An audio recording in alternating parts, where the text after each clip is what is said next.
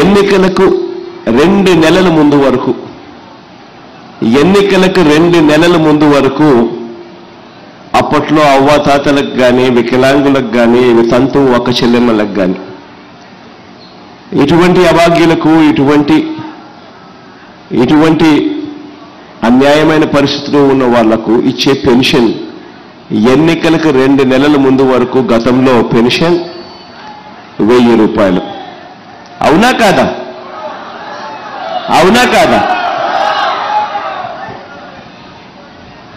ఎన్నికలకు 6 నెలల ముందు వరకు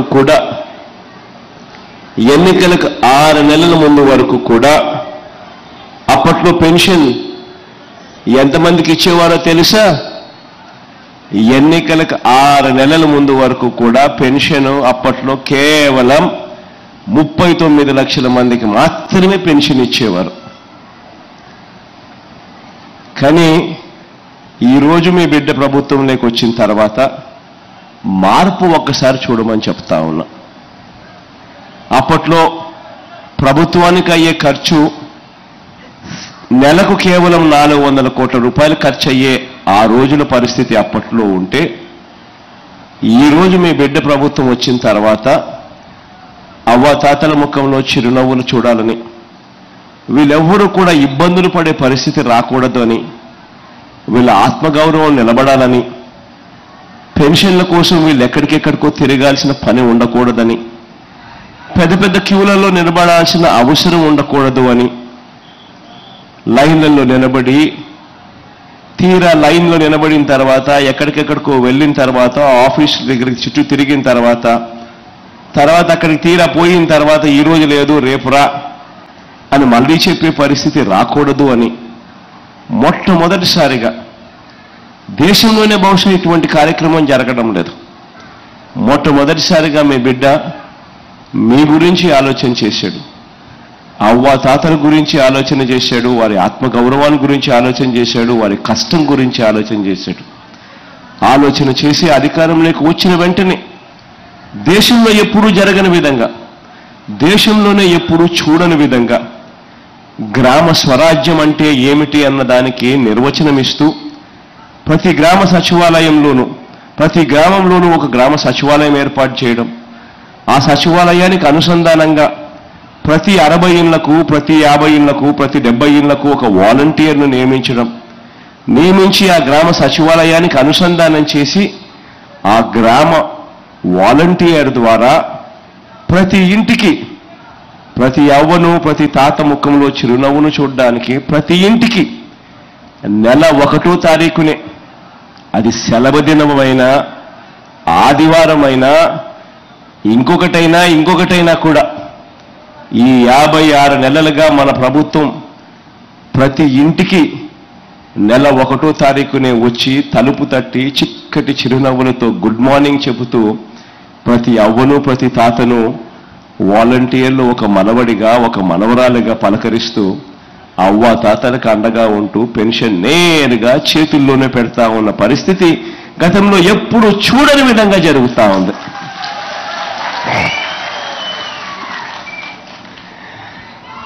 మార్పు అన్నది ఒక్కసారి గమనించమని అడుగుతా ఉన్నా. ఇదొకటే కాదు జరిగిన మార్పు, రెండో మార్పు కూడా జరిగింది.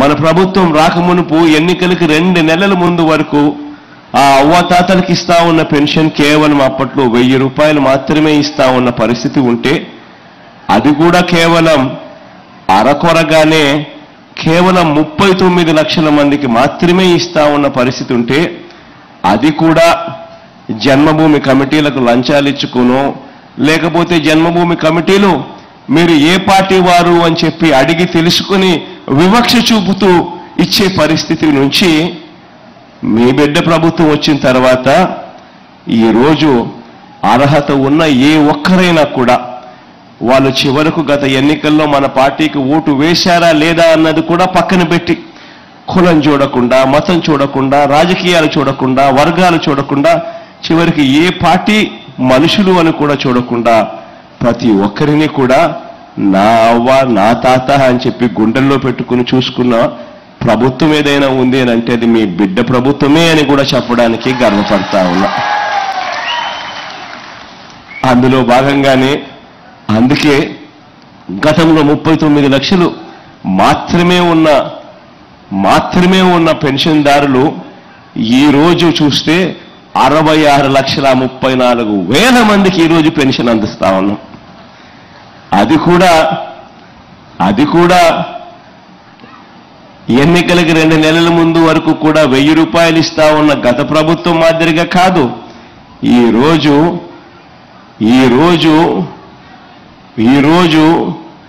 ఏకంగా 3,000 దాకా పెంచుకుంటూ పోయి కూడా మరి అవ్వాతాతలకు మంచి చేసే కార్యక్రమం జరుగుతూ ఉంది. తేడాను ఒకసారి గమనించమని అడుగుతా ఉన్నా. ఈ విషయాలన్నీ కూడా ప్రతి ఒక్కరికి కూడా తెలిసి ఉండాలి. ఎందుకనంటే అవ్వాతాతల గురించి ఏదైనా పట్టించుకోవాలన్నా మనసులో ప్రేమ ఉండాలి.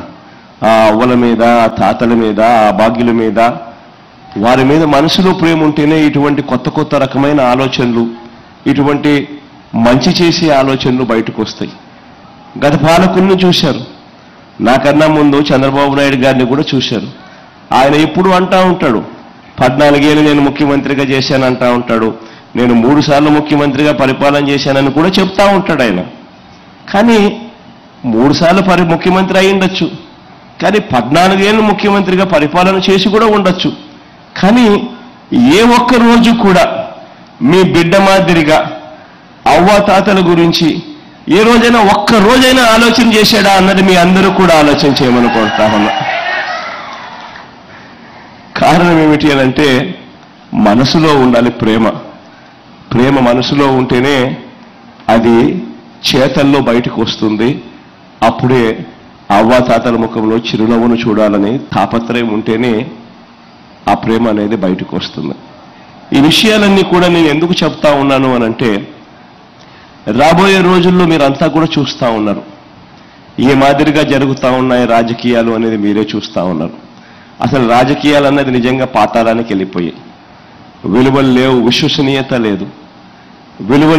విశ్వసనీయత లేని రాజకీయాల మధ్య ఈ వ్యవస్థను మార్చడానికి మీ బిడ్డ మొట్టమొదటిసారిగా అడుగులు వేగంగా వేశాడు. ఇంతకుముందు ఎప్పుడైనా కూడా ఎవరైనా కూడా మేనిఫెస్టో అని చెప్పి ఎన్నికలప్పుడు ఎన్నికల ప్రణాళిక అని చెప్పి ఒక మేనిఫెస్టో అనేది ఇచ్చేవాళ్ళు. ఆ మేనిఫెస్టో చూస్తే అబ్బో రంగురంగులుగా కనిపిస్తా ఉంది. అవ్వలకి ఇది చెప్పేస్తా ఉన్నాడు, తాతలకి ఇది చెప్పేస్తా ఉన్నారు, అక్క చెల్లెమ్మలకి ఇది చెప్పేస్తా ఉన్నారు, పిల్లలకి ఇది చెప్పేస్తా ఉన్నారు అని రకరకాలుగా ప్రలోభాలు పెట్టే మేనిఫెస్టోలు కనిపించేటివి. రకరకాలుగా సామాజిక వర్గాలను సైతం ప్రలోభాలు పెట్టే మేనిఫెస్టోలు కూడా కనిపించేటివి. కానీ ఏం జరిగేది? ఎన్నికలు అయిపోయేసరికి ఆ మేనిఫెస్టో తీసుకుని పోయి చెత్తబుట్టలో పడేసే పరిస్థితి. ఎన్నికలు అయిపోయిన తర్వాత ఆ మేనిఫెస్టోని చెత్తబుట్టలో పడేసి కనీసం ఆ మేనిఫెస్టోలో మనం ఏం చెప్పాము, దానిని ఏ పొద్దున్న నెరవేర్చాలా లేదా అన్న ఆలోచనలు కూడా చెయ్యని అధ్వానమైన రాజకీయ వ్యవస్థ నుంచి మీ బిడ్డ అధికారంలోకి వచ్చిన తర్వాతనే ఈ వ్యవస్థను మార్చాడు. ఒక మేనిఫెస్టో అంటూ ఎన్నికలప్పుడు ఒక ప్రణాళిక ఇస్తే దానిని ఒక భగవద్గీత గాను, ఒక ఖురాన్ గాను, ఒక బైబిల్ గాను భావిస్తూ ఆ మేనిఫెస్టోలో చెప్పిన ప్రతి హామీని ఏకంగా 99% అమలు చేసి ఈరోజు మీ బిడ్డ